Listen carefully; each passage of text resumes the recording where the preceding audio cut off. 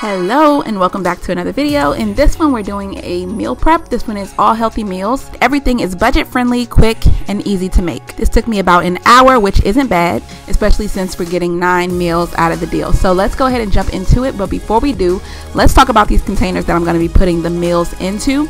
I got these on Amazon. They are linked below if you're interested, but I wanted to point them out to you guys because they are such great quality. They're really nice.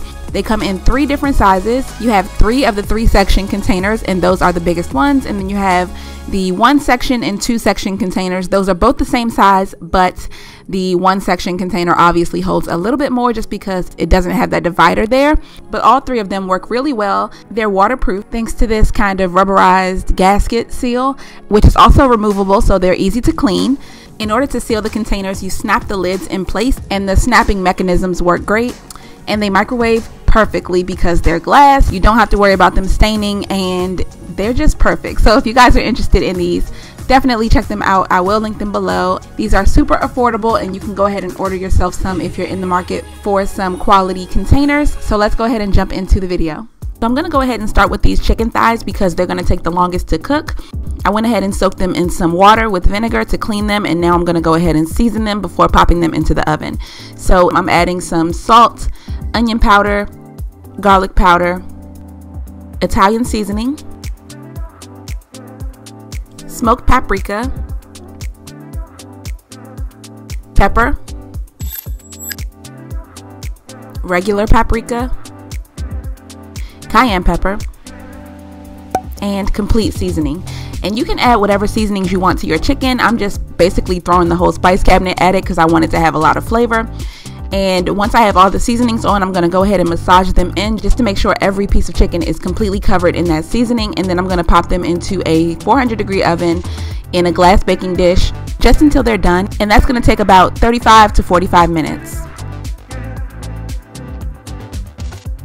While those are baking, I'm going to go ahead and start on the Brussels sprouts. And this is actually a recipe I got from TikTok. This is something new that I've never tried before, but they actually turned out really good. So pay attention. You might want to try it. But yeah, so once you cut off the stem and you cut them in half, then you want to go ahead and soak them in salt water. And this is supposed to remove all of the debris. And just what I gathered is that it's supposed to be an easier and more thorough technique for cleaning them. So I figured, why not give it a try? So that's what I'm doing here. Now that the Brussels sprouts are in the water, I'm just going to go ahead and sprinkle in a generous amount of sea salt.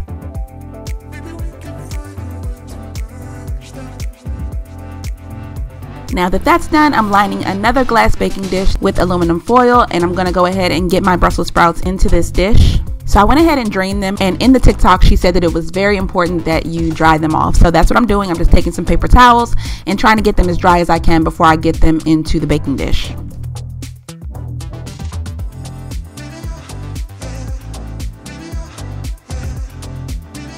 The next step is to start seasoning, and I was actually pretty excited about this because I've had this balsamic vinegar in my pantry for literally years and I never use it. So I figured this was the perfect recipe to try to use that particular ingredient. So I went ahead and added some of the balsamic, and now I'm going to add in some olive oil, brown sugar, salt, and pepper. And I actually think that if you had some fresh garlic, that would be really good in this as well, but I did not put any garlic this time. Next time I probably will though.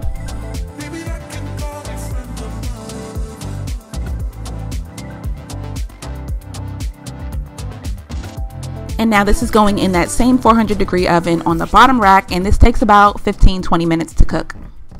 Now I'm moving on to some chicken breast. This is tried and true when it comes to meal prep. You can always count on chicken breast to be a staple. So what I'm going to do is flatten it out because I want it to cook evenly. So usually I'll take anything I have on hand, a glass, a wine bottle, a rolling pin, whatever I have, and just use that to kind of gently pat it all to one thickness, because if you cook it like this, it's really thick. The outside sometimes will burn before you get the inside cooked. So yeah, to avoid all that, in this case I'm taking a glass and I'm just going to kind of gently pat on it until I get it to the thickness that I'm looking for, and then we can go ahead and season it, pop it into the pan, and cook it.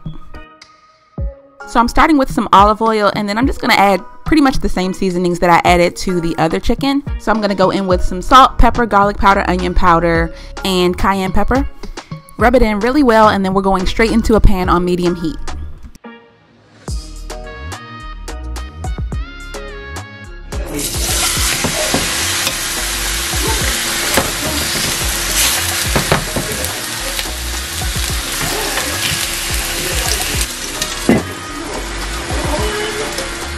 went ahead and cooked some white rice in the microwave, and as you can see, it comes out perfectly pretty much every time. So yeah, I'm gonna make a separate video just for this. Brussels sprouts are done and they look delicious.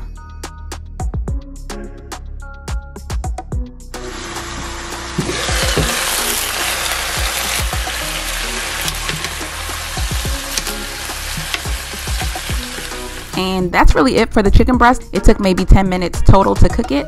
And here is my last little lone chicken thigh. There were 9 in the package, but I was only able to put 8 into that glass baking dish. So I went ahead and air fried the last one, and I wanted to show you guys the difference in how you can actually cook these in the air fryer if you wanted to. Give you a close-up of what it looks like. It almost turns out better in the air fryer. It's just that you can't cook as many at one time. So if you have an air fryer, definitely take advantage of that to cook your meats, especially if you're cooking only for yourself. And here are the ones that came out of the oven. They still look really good. The skin still turns out crispy, but for some reason I feel like the air fryer gives it better flavor. I don't know what it is, but I prefer the air fryer version. Another trick is that if you cook them in the oven, you can reheat them in the air fryer, and that will give you that nice crispy skin, and it'll make it taste like they were just made. So that is my little hack for you guys if you want them to taste freshly made no matter when you're eating them.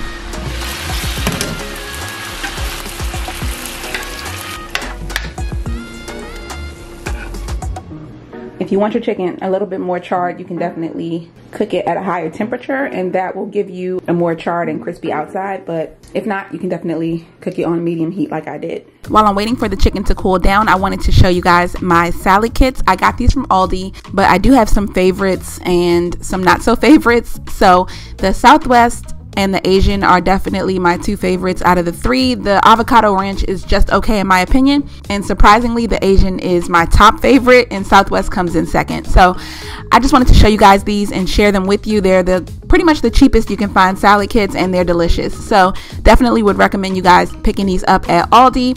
And these are going to be my veggies for quite a few of the meals for the week, and I'm just going to pair them with a protein.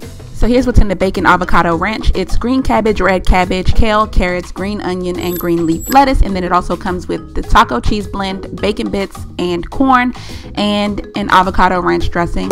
I personally do not use the corn. Something about it just is weird to me, so I don't use it because it's like dehydrated corn kernels and I just can't.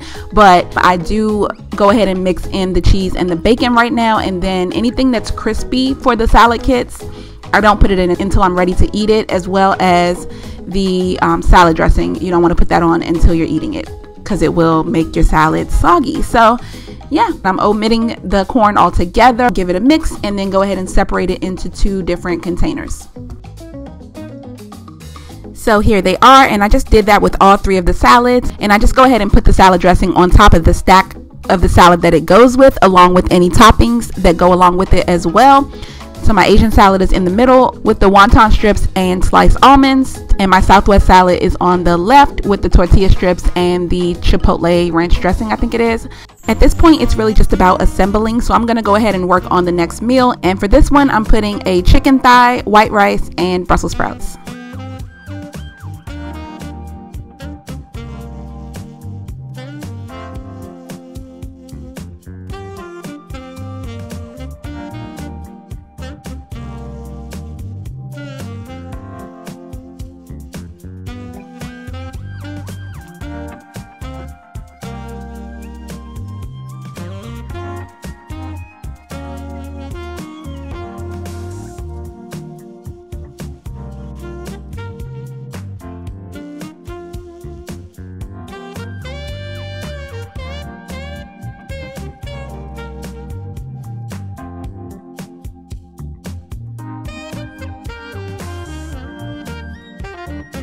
Now that all the salads are done, I wanted to give y'all one more meal prep idea that won't require any more cooking. So this is going to be kind of like a burrito bowl. So I'm starting with some corn. This is canned corn that I just went ahead and drained. You could also do frozen corn.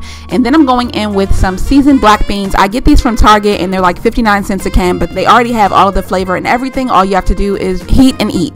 And then I'm also going to add in some rice and some chicken breast. And then when you're ready to eat it, you can go ahead and add your toppings.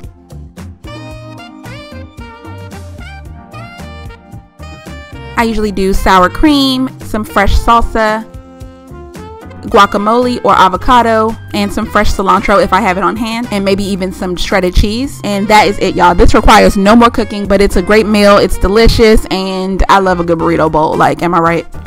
So that is it for this meal prep video. I hope you guys enjoyed it and you got some use out of it. Let me know if you try any of these recipes. If you're not subscribed, make sure to do that now. Don't forget to give this video a thumbs up, and I will see you in the next one. Bye.